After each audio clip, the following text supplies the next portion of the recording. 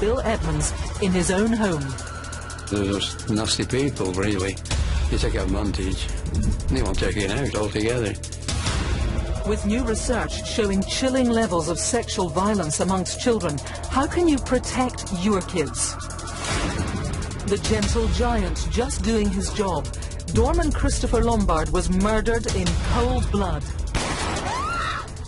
His elderly mother is desperate to see justice in her lifetime.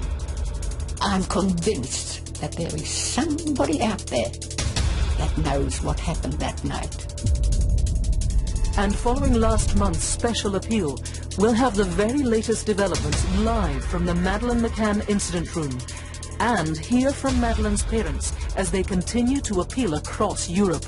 Once again, the general public have shown how supportive they are and how keen they are for us to find Madeleine. This is Crimewatch.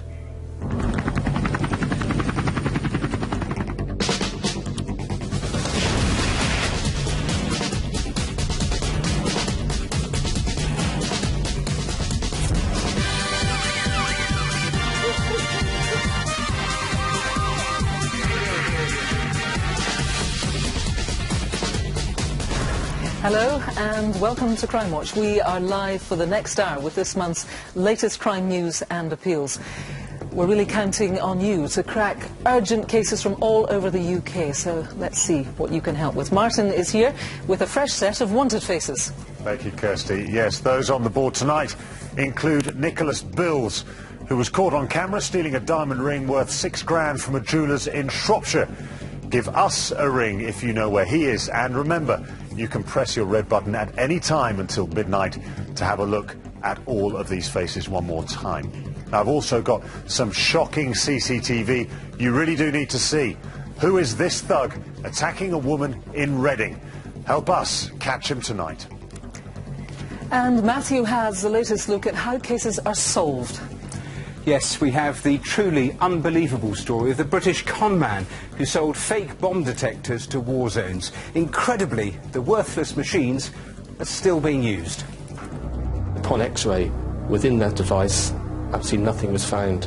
There were no working components, there were no circuit boards, no wiring, a completely empty shell.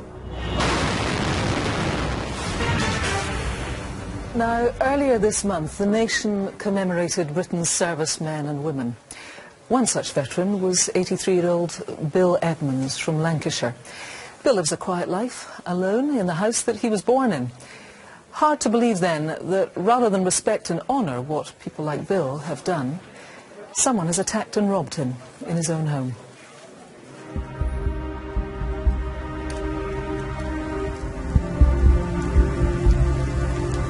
I've been told you've got money. Where is it? Where's the money?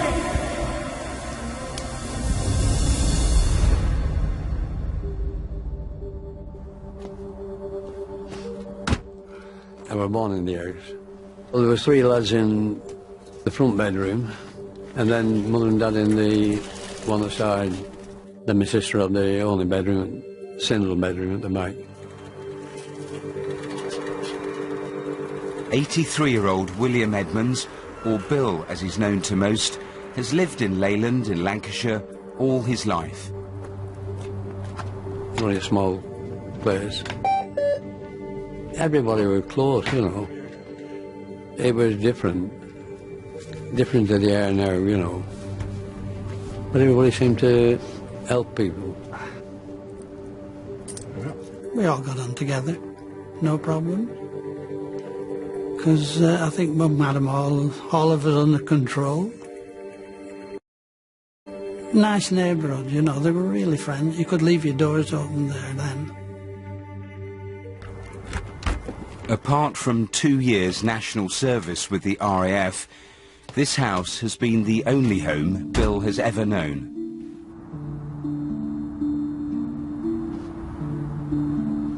Well, I've been in the bedroom, made the bed, and then gone downstairs. It was a normal night for Bill. He watched TV for a while and then started his bedtime routine. I was just having a wash at that time, you know, there was a knock at the door.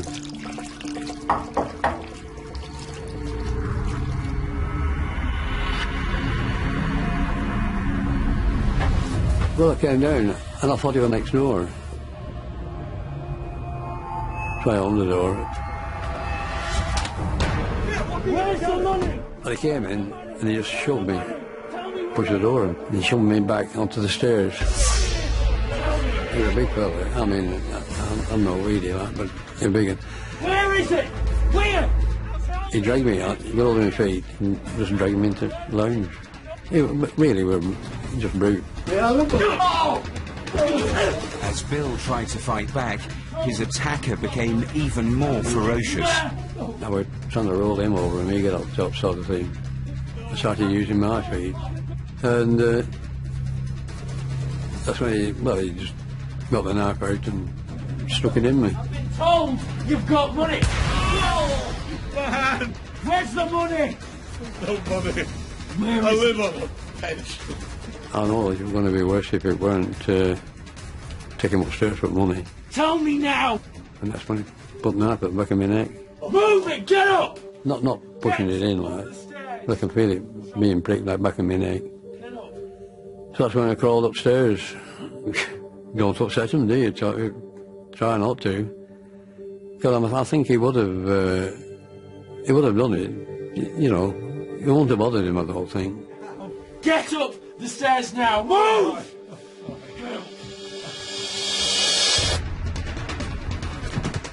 With Bill trapped upstairs, the masked man ransacked the bedrooms looking for money. Get it. Move. They started getting a bit wild with knife, you know, threatening. Tell me. But on the dressing table, there must have been about £5 of copper and silver. Where is it? And he scraped all that off the top. He took all that. I thought, well, that's mean. His attacker had tormented him for almost 20 minutes.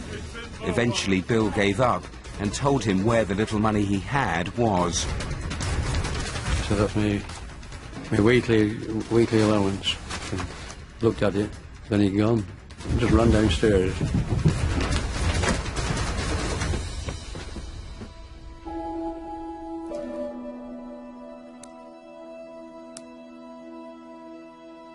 Police emergency. Go ahead, caller. I've just been attacked in the house, and he just broke in and robbed me, really. What comes to me, you know, is the fact that I got through it.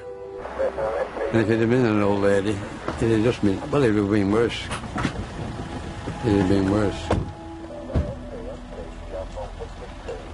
It was just horrible, really, to know that it had happened in our family. You know, you don't expect that.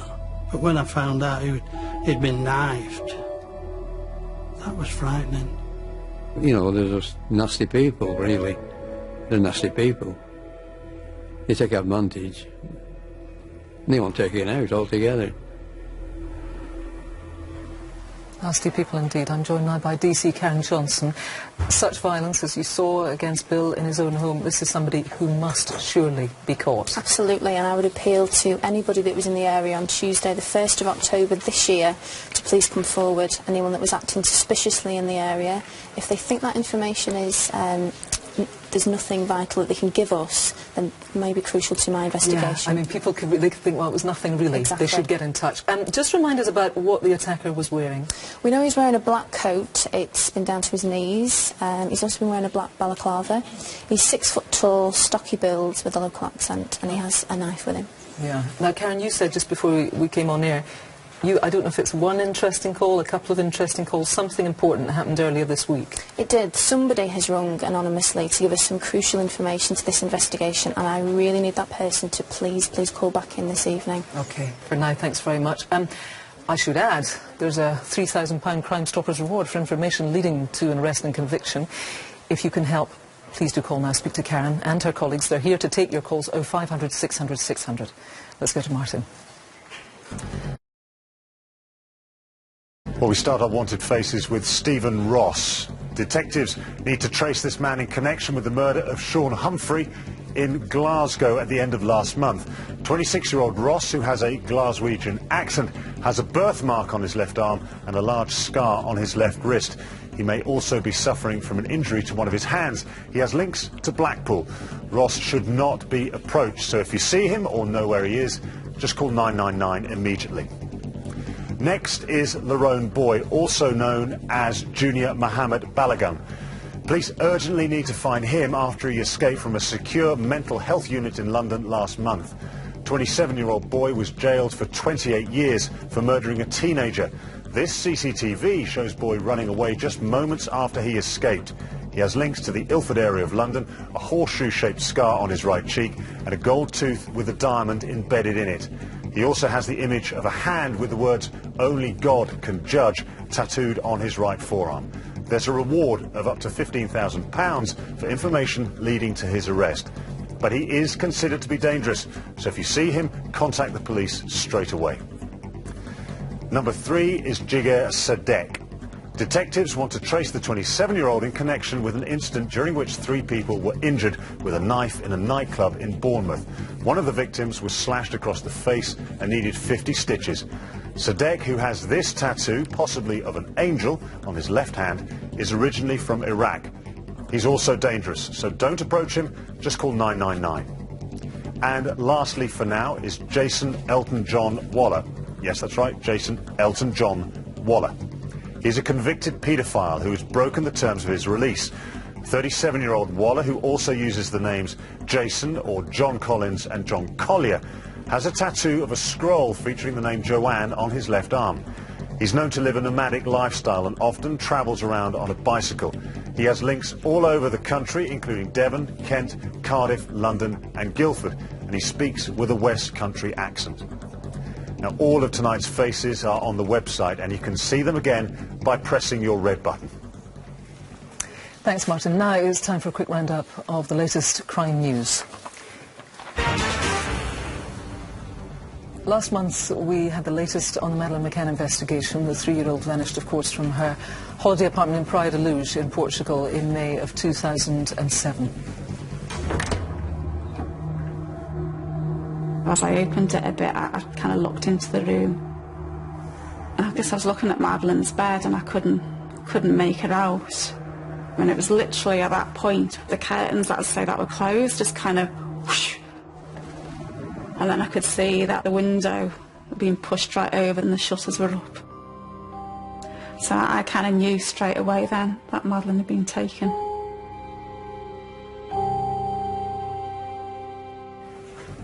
Well, following our reconstruction, we had an unprecedented response with the highest number of calls ever to our studio. The next day, the Met Police detectives leading the case travelled to the Netherlands to appeal on the Dutch version of Crimewatch, before moving on to Germany, where they were joined by Madeleine's parents, Kate and Jerry, to appeal on the German equivalent of our show. Well, our cameras were there, and we spoke to them about how they felt it was all going. From our point of view, and I'm sure for Metropolitan Police, it's been a fantastic response. And once again, the general public have shown how supportive they are and how keen they are for us to find Madeleine as well, and that gives us great encouragement and hope.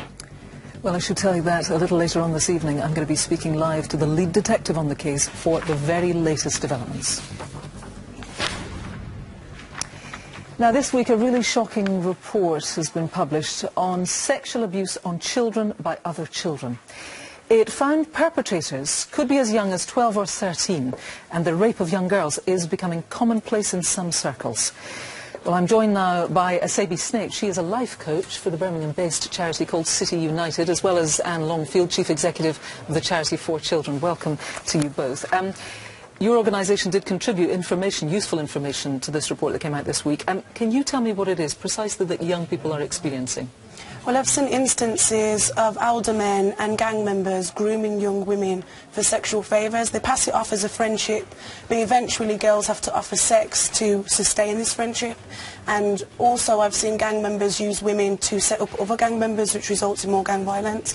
And these women don't necessarily know what they're getting themselves into. They have a low self-esteem, and they feel that these members can offer them protection and guidance. It's a horror story that you paint, really. To any young girls who are watching who might say, I'm in this community, I'm stuck in this situation, there is no way I can go to the police, what would you say to them? What should they do? Well, I would say there still is a way out. If you can't go to the police, speak to your parents. If you can't speak to your parents, go to your local youth organisation, speak to the youth workers, speak to the teachers in schools and mentors, because they can signpost you to the right agency. And also, if you can't do it for yourself, do it for the young women out there that can't do it, that are experiencing the same thing. And so much to talk about. Just briefly, I want to ask you about advice to parents, because I know as a parent, if I was out there watching tonight, I think, well, what are the signs? What do I look out for?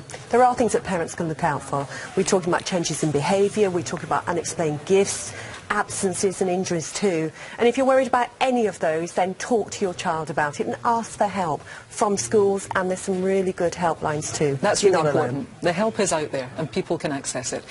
You can find out more details of what support and advice is out there, and it is out there, via our website. Here's Martin. Time now for some crimes caught on camera, starting with a violent assault in Newcastle city centre. A group of 3 people, consisting of a couple and a male friend, walk past Newcastle train station late on a Sunday night in August last year. Walking just behind them are 3 men. After a few yards, they catch up with the first group. One of the men from the second trio, who's wearing brown trousers and a black short-sleeved shirt, starts talking to one of the men from the first group. He's abusive and offensive about the man's girlfriend. The confrontation continues for a few minutes before the man in the black shirt suddenly punches the victim in the face, breaking his jaw. He also lashed out at the victim's girlfriend and the other man. Minutes later, the attacker is caught on CCTV walking into a nearby nightclub, giving us a nice clear picture of his face. Who is this thug? It's a Friday afternoon in September. A man in a distinctive baseball cap and blue Union flag hoodie walks up to a jeweller's shop in Blackburn in Lancashire. Staff unlock the security door, allowing him in. Inside, he immediately pulls out what looks like a handgun. He holds the door open, allowing a second man wearing a blue cap and grey hoodie to get in. The man in grey then pulls out a hammer and starts smashing the display cabinets before stealing jewellery and more than 30 luxury watches. They both then flee, each heading in a different direction. Quite a distinctive pair. Someone out there knows who they are. Tell us tonight. The early hours of a Saturday morning in August last year. A man wearing a red t-shirt and jeans is wandering around outside an office block in Reading. A few minutes later, a woman approaches. Suddenly, and without reason, the man grabs her round the neck and forces her to the ground, pinning her to the floor. He was only stopped when a passer-by intervened.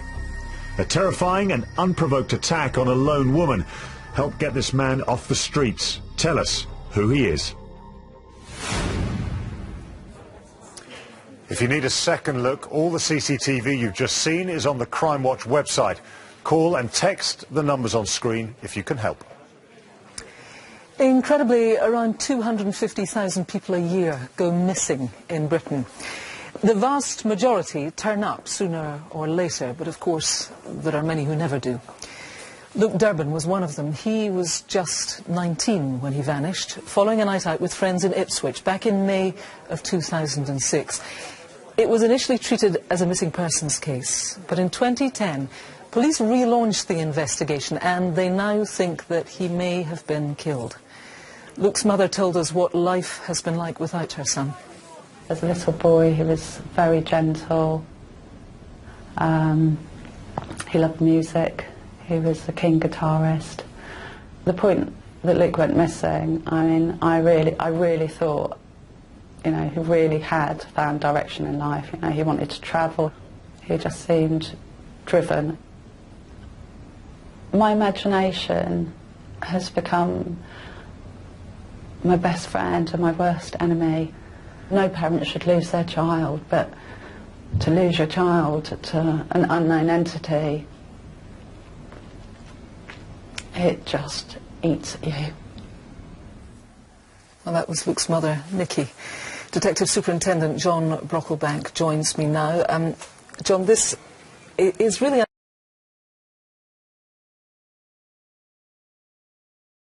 unusual, isn't it, for somebody to just go missing off the face of the earth? It doesn't happen that often. It is, because yes, he hasn't left him.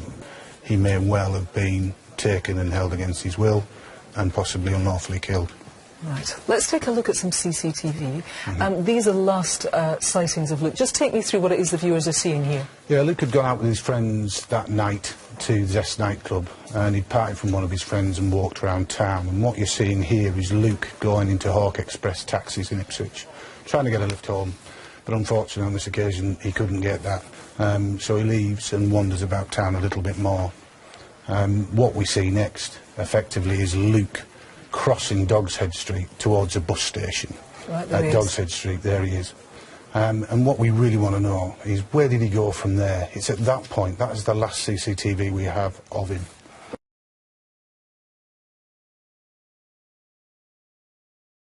You think you do have a little bit of information, possibly, about what happened to him in the coming hours and maybe days? Tell us about that. Yes, we did. We had a couple of sightings of Luke from two to put him in Woodbridge, in two described cars. One's been described as a dark-coloured Renault Megane, right, and another as a dark-coloured BMW. And he's been put in that car with either one or two black men. And you think there are maybe some questions that this, perfectly nice young boy has maybe fallen in with the wrong crowd? And interestingly, importantly, some activity of somebody using his name and date of birth and stuff. Tell me about that. Yes, there is a chance that he may have been in some sort of having gotten in with the wrong crowd. And in August of 2007, somebody's used his name and his date of birth in a computer-related fraud. And that email address was used, and it was in the Brixton area of London. Who used that? OK, for now I'm going to stop you there, running out of time, John. Thank you very much. Clearly a very difficult time for Luke's family, obviously. Well, we can now speak to two people who know, well, I'm afraid, all too well about the pain and suffering felt by those left behind. We're going to talk now to Peter Lawrence, whose daughter Claudia went missing back in 2009. You'll remember she's a chef. And Rachel Elias, whose brother, who's a former band member of the Manic Street Preachers, Richie Edwards, disappeared in 1995. To both of you, thank you very much for taking the time to join us. Rachel, when did you first hear that Richie, well, people thought he'd gone missing? Well, it'll be 19 years next February, Richard is gone. He was due to fly to New York on the 1st of Feb 95, but he checked out of a hotel early and he didn't tell anyone, and he hasn't been seen or heard of since, and almost immediately after that we were notified of his disappearance. So many people were distressed about it, but nobody more so than the people who were closest to him, you and your surrounding family. Apart from dealing with all of the emotional impact and the turmoil of that, you then have to try and deal with all the terrible practicalities. Absolutely. Tell me a little bit about that. Well, 13 years later we had him declared dead, because while we hope even to this day, we know he's out there somewhere. We don't know whether he's alive or dead, but we want to find him. But in the midst of that, there were practical issues that he left behind that we had to deal with. Yes, and you are somebody who has been campaigning for something, in fact, that's been introduced. It's called the Presumption of Death Act, and it allows families to start to clear up all those loose ends of people's existence. Peter, I want to come to you now, because you think, yes, that's a good step, but also there should be something called guardianship, which should be introduced for these families in very difficult circumstances. Yes. There's over 1,000 adults go missing and remain missing every year, and you think that's cumulative because, for example, Claudia's been missing over 4 years. I realised within a few weeks of Claudia disappearing that she has a house, therefore a mortgage, bank accounts with standing orders, insurances for house and car, and there are no laws at all in this country which allow anyone other than the customer to deal with them. Now, when it comes to the actual examination of the case of Claudia, I believe that the police in the last few weeks, as recently as October, have decided, because of advances in forensics, that they are re-examining this flat that you've just mentioned. Are you optimistic about that? Yes, of course. You can't be too hopeful, but there must be a reason for the police to send a major forensic team in. They said they were going to be in there 2 weeks. They've now been in there 4, and they announced yesterday that they're going to be in there for a bit longer. Hopefully new techniques will show up something. We wish the investigation all the best, and I thank you very much for coming and talking about what is obviously a very, very difficult and tender subject. And I should tell you at home, there is much more on Claudia's case and on Luke Durbin's on our website, along with the numbers to call. If you have any piece of useful information, please do let us know. Matthew. Right, still to come tonight, a mother's relentless pursuit of justice for her murdered son. I'm convinced that there is somebody out there that knows what happened that night. We speak live to DCI Andy Redwood, leading the Madeleine McCann case, for the very latest on his investigation. And I'll have the story of the British businessman who made millions selling fake bomb detectors. There was no laboratory, it was purely just boxes of plastic components which were stuck together. It was staggering to realise that these devices, which sold initially as a marketing toy to find golf balls, are now being used to try and find explosives. More wanted faces now, starting with Mahad Aden. Police want to trace the 31-year-old in connection with the attempted murder of a woman in September. The victim was left for dead in a car park after being stabbed in the chest. Aden has links to Coventry. Next is John Mark Maguire, who also goes by the name John O'Sullivan. The 38-year-old is wanted for a recall to prison. He was originally convicted of murder in 1992 when a man died after being tortured and homemade petrol bombs were thrown at him. Maguire, who has links to Cheshire, West Yorkshire, Coventry and North Wales, is a tattoo artist and likes to play the guitar in pubs. He also has a medical condition for which he may have sought treatment.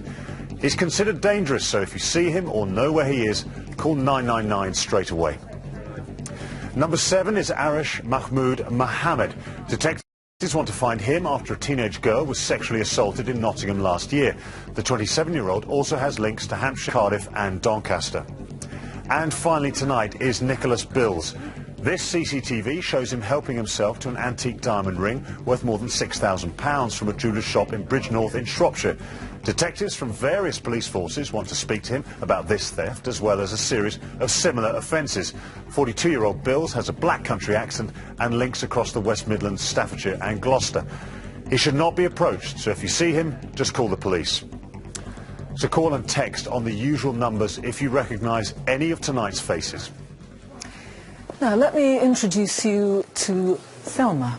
She is 83 and has waited until now to give her first ever television interview. She's spoken to Crimewatch because she is determined to see justice in her lifetime for the murder of her son Christopher. This weekend will mark the 17th anniversary of 30-year-old Christopher Lombard's death. He was working as a doorman at a nightclub in Ilford in East London when he was shot 4 times in cold blood.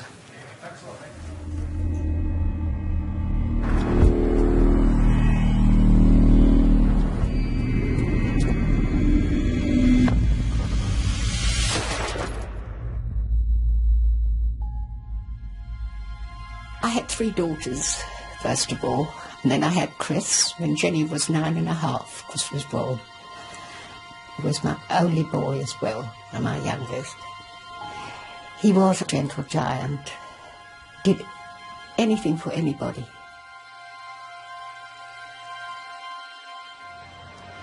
This building in the centre of Ilford is a local landmark. It used to be a cinema, it's now an Indian restaurant. But back in the 90s, it was a well-known music venue. And it was on a popular club night in December 1996 that this building became a major crime scene. Christopher Lombard was working on the door of the Island nightclub, along with his friend and boss, Albert St Hillier. Chris was a big lad. He was about 6'4". He was very kind. No, he wasn't an aggressive person or anything like that. He had a beautiful nature about him. Hello? How you doing? Listen, you might as well move in. We looked after one another and protected one another. And we was like a little mini family, basically. The venue was hosting a music night called Jungle Mania. Clubbers had come from all over the UK. Hundreds of people would have been there. People was just enjoying the night, really. So The turn of events and what eventually took place was unexpected. Post. At 3 a.m. the club was full and the doors were shut. We knew that there was people outside. We couldn't see out properly, because even though the front doors were glass, we couldn't see.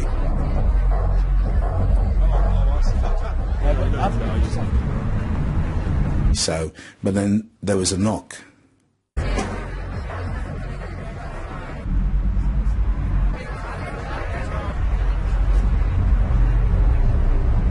And it was that point that I heard a shot went off.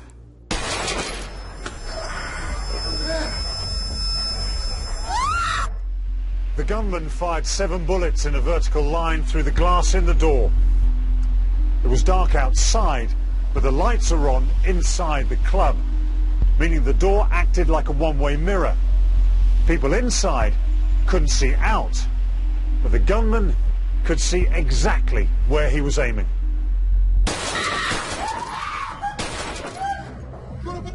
And everyone at that moment started running around, well, trying to get away. My adrenaline was just pumping all over the place, and I was more interested in everyone else's safety. Christopher was hit twice in the head, as well as in the chest and arm. Albert was shot in the back, the bullet just missing his spine. My brother and sister-in-law knocked on the door, and she asked me if I had any brandy. And I thought, what's going on? And they told me that Chris had been shot. Almost killed me.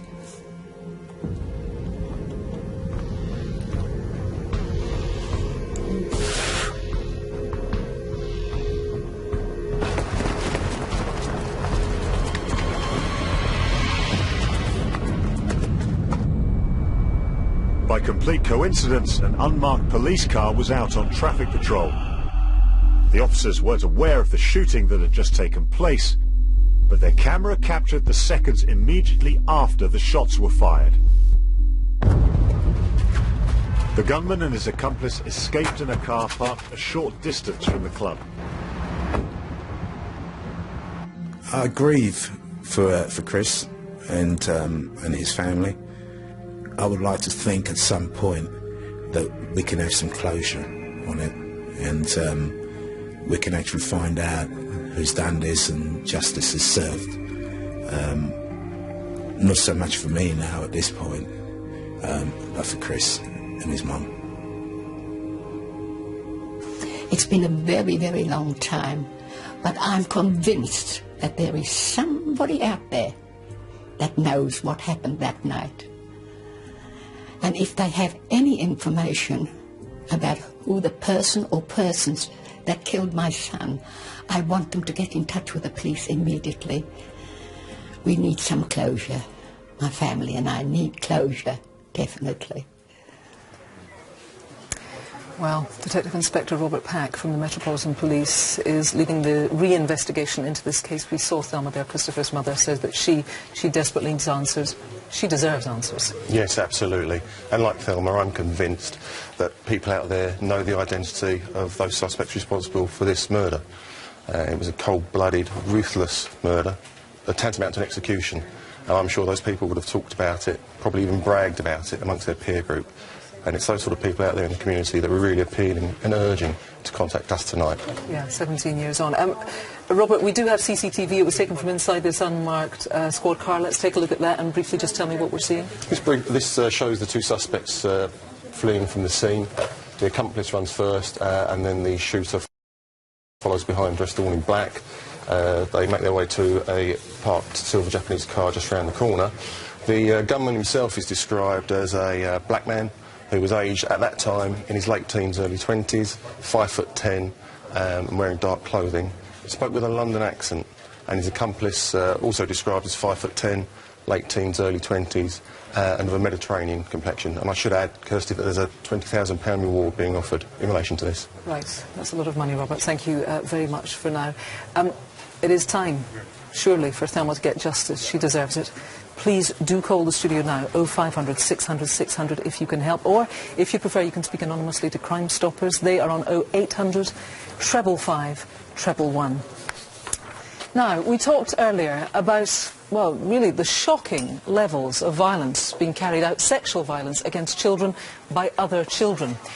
Now that has highlighted the problem of rape among young people generally, including men. In fact, in many parts of Britain, around 8% of all rapes reported to police are from male victims. But the actual number of cases is likely to be much higher because men find it particularly difficult to report sex crimes. Well, in response, Hertfordshire Police has launched a campaign called Operation Fortitude to encourage men to get help. And DC Gemma Badat from the force is here. Thanks for joining us. You are particularly right now investigating the rape of a young man in Watford. He decided to come forward. Can you give us the details of his case? That's correct. It was a devastating attack on a male who was on his way home from a night out in Watford on the 22nd of June at approximately 3:30 in the morning. He's made his way along Rivenhall, down towards Rivenhall Park, where he's been approached by two males. One of the males has tried to take his mobile phone, whilst the other one has then forced him to perform a sexual act. Right, now we have a couple of important bits of CCTV footage of men that you want to talk to. Yes. Let's look at the first one. It's at a BP garage where, and just describe what we're seeing. That's correct. So this is the BP garage on Wigan Hall Road in Watford, and you just see the man who comes into shot who appears to be carrying a shovel. Now there is one more bit of CCTV. This was taken around 4:30 a.m. Where is it and what are we seeing? Here at the moment we see the male walk along King Street towards a Tesco Express on the High Street in Watford, and we see two males here.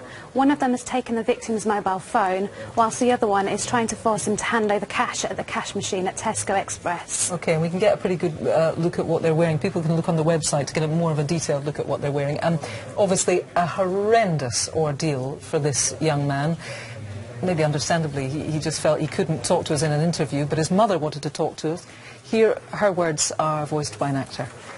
My son would never have been walking home in that area if he hadn't have thought he was safe.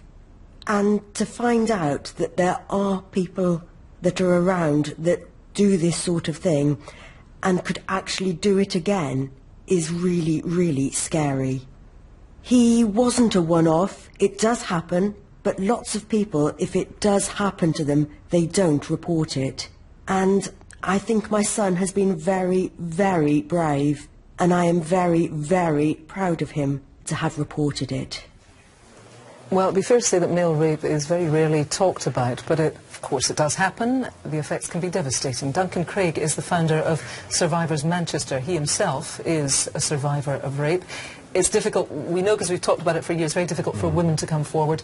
Do you think it's particularly difficult for men to come forward? Yeah, I mean, I'm a survivor myself of sexual abuse and rape, and, you know, I was assaulted by a member of the local community, and I kept it quiet for about 15 years. And that's to do with the fact of the shame that I carried, that it was somehow, it was my fault. Yeah. And I think that's what most men feel themselves. And it's that shame that I think that we have to get rid of in society. And we have to break down those barriers in order for men to come forward and know that there's help, counselling, EMDR therapy, for people to be able to move on with their lives. Talking about breaking down barriers, it's very popular for young people, is about to carry a male rape storyline. Yeah. For you, that's a good idea. Yeah, absolutely. I'm really proud of Hollyoaks and what they're doing. They really are going to be breaking down some barriers, and especially to the audience, to young people. I think it's really important, and I think things like this have to happen to ensure that people can come forward and can get help. Well, thank you very much for speaking to us tonight, and Gemma, thanks to you as well. If you can name those two suspects that we saw in the CCTV in that Watford rape, then please do get in touch with us. It's all the usual numbers. And, of course, if you've been a victim of crime, lots of organisations to speak to, including the Victim Support Line. They're on 0845 30 30 900. Over to Martin. Now, they say the pen is mightier than the sword. And we start our next batch of CCTV with a somewhat indecisive bank robber in Tyneside who seems to agree. Friday afternoon in March in Wallsend. A man in a dark hooded jacket walks into a branch of the Nationwide Building Society. He approaches the counter but seems to change his mind and leaves a few seconds later. He's soon back, and this time sporting a lovely striped hat. Again, our nervous robber doesn't hang around. But here he is again. Could it be third time lucky? He's feeling brave, and there's no hat or hood this time. But what he does have is this note, which he presents to the cashier, threatening he has a gun and will shoot her unless she hands over cash. The terrified woman hands over the money, and the man leaves. A noteworthy, if somewhat hesitant heist, named this reticent robber tonight. Inside a bookish shop in Burton-on-Trent on a Saturday morning in June. The cashier is checking his phone as a customer sits nearby. Suddenly, two oddly dressed men burst in. One squirts pepper spray in the cashier's face and at the customer, while his mate jumps over the counter and empties the tills. They were in and out in a matter of seconds and stole almost £500. Now it's a fair bet someone knows them. Tell us, who are they? Inside a branch of Barclays Bank in the Llandaff area of Cardiff on a Wednesday morning in July last year. A security guard who's making a delivery walks in carrying a cash box. While he's inside, a man wearing jeans, a black padded jacket and a cap hovers near the door, seemingly on his phone. As the security guard brings in another container, the man in the cap lunges at him, trying to grab it. But the would-be robber seems more concerned with covering his face than grabbing the cash. It's a bit late for that. He flees empty-handed, leaving the security guard shocked, but luckily unhurt. Who is this thwarted thief? If you can help with any of tonight's CCTV, please get in touch in the usual ways. And of course, it's all online. Now, this man over here is John Kennedy. The father of two was stabbed after a fight at an East London pub back in February of 1997. His case was well known at the time because his brother Jade Jones was in the boy band Damage. No one's ever been convicted for John's murder, but now, after a cold case review, detectives are convinced there is every chance of a new breakthrough in the case, and DCI John Sandlin is here. Just remind us, first of all, what happened on the actual night itself. Yeah, John had been out with friends in the east, various pubs in the east end of London. About 3 o'clock in the morning, he went to the Railway Arms pub, Sutton Street in Wapping. About 5 o'clock in the morning, some other men entered the pub. One of the men had an altercation with John. John was stabbed. He was taken to hospital, but tragically he died a few hours later. Terrible. Of course, a complete tragedy for John's family. We have spoken to them about the impact that his death has had on them. My brother never got the chance to grow up, you know, into the adult that I am. I never got a chance to see that. His children never got a chance to spend those years with him, and he never got a chance to see his grandchildren being born, and that's really difficult. His life was taken from him at such a young age, and it was difficult for the whole family, for myself, and just a real hard time, you know. I can't even begin to explain the feelings towards the injustice, because that's all we have. That's all we have, is we want justice, because otherwise it's harder to have closure. 16 years on, the hurt is still there, but why are you reinvestigating now? Well, people's loyalties and consciences change over time, and I'm appealing to those people who were in the pub that night who saw or know what happened to call us. There is a £20,000 reward for information leading to the arrest and prosecution of whoever's responsible for John's stabbing. OK, DCI Sandham, for now, thank you very much indeed. If you can help, please call or text now, usual numbers that are on the screen. That's it for now. Some more news now, starting with the conviction just yesterday of Ang Zhang Du, who we featured several times on the programme. The businessman was found guilty of murdering 4 members of the Ding family in a revenge attack after he lost a legal case against them. Du fled the UK and was captured in Morocco in July of last year. He was sentenced today to a minimum of 40 years in prison. Now, earlier I updated you on the response to last month's special Madeleine McCann appeal. Well, we can now speak live to DCI Andy Redwood. Of course, he's the lead detective on the case. He joins us from the actual incident room itself in Belgravia in London. Thanks for joining me and taking the time. Can you tell me a little bit about the response and how it's impacting on the investigation? Well, it's been an absolutely fantastic response, Kirsty. Over 3,500 calls, texts and emails. Some really interesting new information, people in Prada-Luz or in the area at the time. Since the programme last month, the Portuguese police have announced that they are reopening their investigation, and as recently as yesterday, the head of the Met Police said that he thinks there should be a joint investigation. Do you think that's important? Well, it's very important to us that the case has been reopened. And over the coming weeks and months, we are looking to develop further our relationship with the Portuguese police and authorities, and hoping jointly to work together in a focused and determined way to find out what has happened to Madeleine McCann. Andy, can I just ask you briefly, there was coverage of somebody who was described in the press as a prime suspect who had since died. Can you tell us anything about that? Well, there are a number of really important lines of inquiry that we are following up at the moment. Lots to do, but this evening, Kirsty, what I'd really like to do is to thank the public for the huge and continuing help that they provided us. OK, I'm sure you'll update us as the investigation progresses, and we thank you for taking the time, Andy, to talk to us tonight. Now, on Monday, we once again saw the devastating effect that bombs are still having on the lives of the people of Iraq. Officials say at least 27 people were killed on Monday and dozens injured in a spate of attacks across the country. Detecting these explosives before they kill is obviously a top priority. Well, back in 2006, one British businessman saw the chaos in Iraq as an opportunity to sell a detection device that he claimed could help them find anything from drugs to bombs to even missing people. But as Matthew reveals, his seemingly miraculous device was just too good to be true.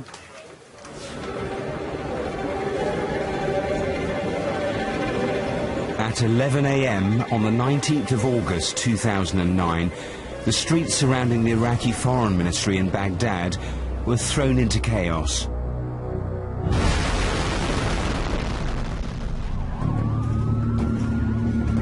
A massive truck bomb had been driven through security checkpoints and detonated. More than 90 people were murdered and hundreds maimed. Just one example of an unrelenting wave of attacks, which at their peak were claiming around 3,000 lives every single month. The country's government was desperate to find a way of stopping the terrorists. Stepped forward a British businessman who said he had the solution. He was marketing this device, which he claimed could detect anything from car bombs to hand grenades. In 2001, 45-year-old James McCormick had seen a gap in the market following the 9/11 attacks and had begun to develop a new type of bomb detector. It took 5 years, but by 2006 he developed a device he named the ADE 100. McCormick claimed the machine could detect anything from drugs to explosives. But how did it work? He would get a piece of sample explosive, put it in a jam jar, along with some sticky dots. Over a week, the vapour from the explosives would permeate and mix into the sticker, and it would then start to find explosives.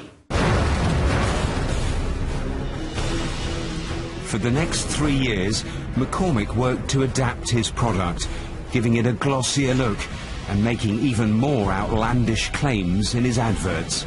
It had a proper carry case, it had some programmable cards, he would have a booklet explaining how it would work, he'd offer training programs. McCormick said the new model, the ADE 651, was being manufactured in high-tech labs in the UK.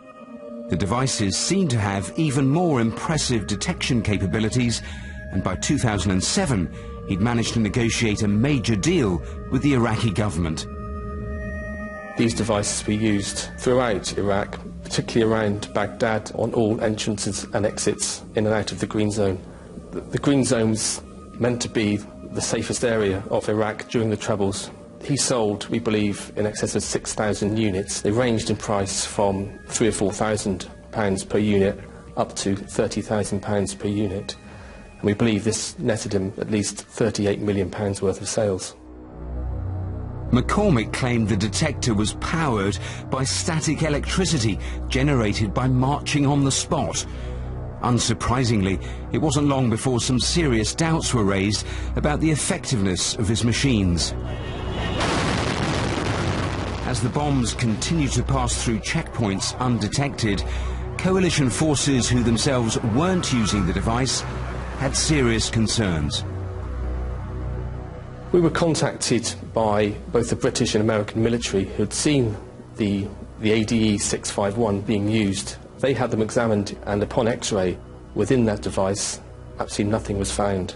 There were no working components, there were no circuit boards, no wiring, a completely empty shell. When detectives visited the offices of McCormick's company, ATSC, they were surprised by what they found. Well, we were expecting a factory production line of these devices in sanitised conditions, but there was no laboratory. It was purely just boxes of plastic components which were stuck together. But it wasn't the fact that McCormick seemed to be assembling his high-tech product here in a rented office in Somerset that led to his arrest, but this single piece of paper uncovered by police during their search. A receipt for an American gimmick, a novelty golf ball finder costing less than $20 each. It would be the key to unlocking the entire investigation. This receipt was for 100 golf ball finders, which McCormick had purchased from America. With your new Gopher golf ball finder, you may never lose a golf ball again. He would remove the sticker, he'd put his own sticker on it and call it an explosive detector. It's jaw-dropping that they're just exactly the same. It was staggering to realise that these devices, which sold initially as a marketing toy to find golf balls, were now being used to try and find explosives. In 2009, under pressure to prove the doubters wrong, James McCormick held a news conference in Baghdad. Questions were being asked about why, despite numerous security checkpoints and the widespread use of his detectors, bombs were still getting through and killing people. We have created one tool in a huge toolbox that the Iraqis need. He was clearly under pressure, and he came up with no plausible reasons as to how these devices worked. He even held a demonstration purporting to show the detector in action. Officers were astonished by how stage-managed it was. The actual demonstration was conducted by a soldier who was trying to pick out a hand grenade that was placed among some bottles. Even though the device does find the grenade, this device is used by sleight of hand. If you move the device slightly to the left or to the right, the aerial will swing with gravity, and that's what happens in this case. So it was ludicrous? Completely ludicrous. It's almost farcical to believe that this was a proper demonstration. In fact, this is probably the only demonstration that we found in all of the investigation that McCormick has ever conducted on these devices. Presented with the evidence, the cocky conman wasn't about to confess. In fact, he confidently told officers they simply didn't understand his amazing scientific discovery. However, this new theory, known as nuclear quadruple resonance, has now taken it into another realm.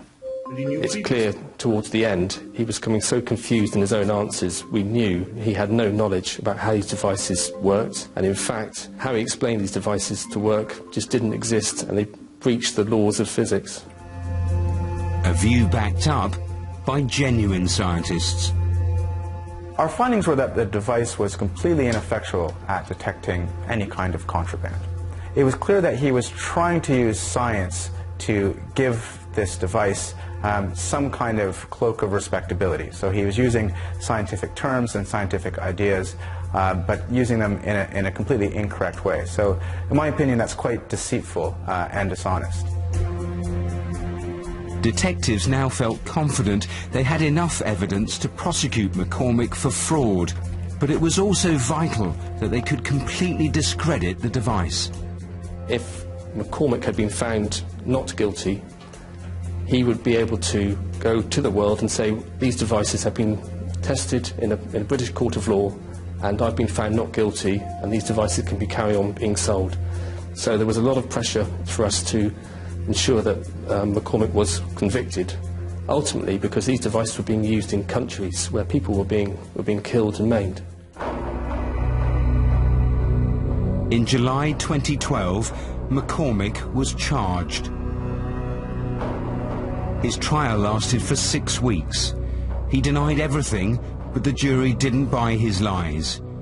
He was found guilty and sentenced to 10 years. The con had finally been stopped, but over the years McCormick amassed assets in excess of £12 million, including a property here in Bath worth at least £3 million. Detectives now hope to claw back those ill-gotten gains.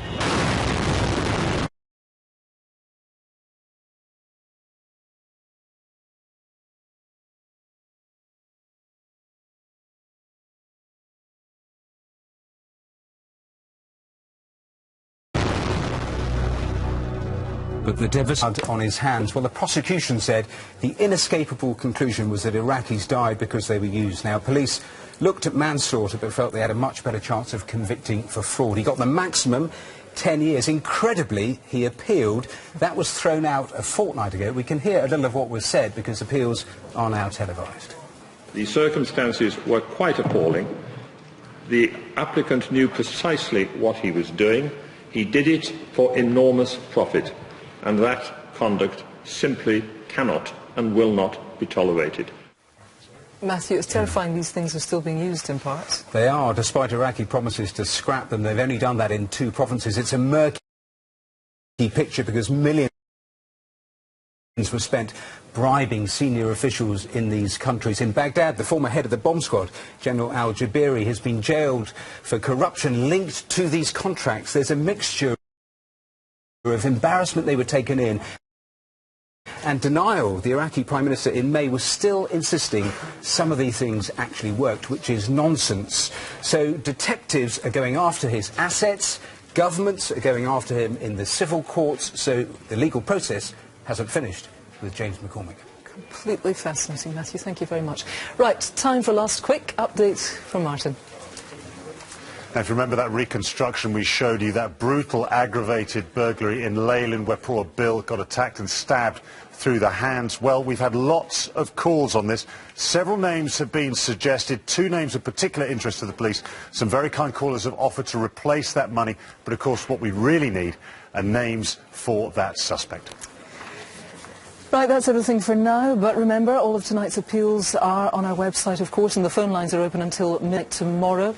We're going to be back again tonight at 10:35 p.m. after the news with the very latest on, I think, what it's been a very busy night tonight. Viewers in Northern Ireland are going to see us at 11:10. Thanks for calling. Do keep calling. Bye-bye for now.